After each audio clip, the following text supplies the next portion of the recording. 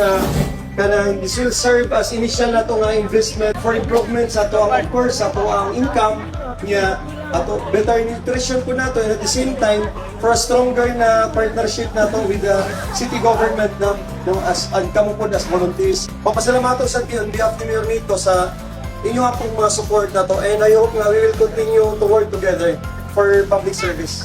No, so daghang salamat ani nga paano Mayor Nito. So sa iyang administration, yung mga man siya ay kanang pag-show nga continuing commitment yun ang ato administration ni Mayor of Vice na to assist sa itong mga farmers pa rin ninyo.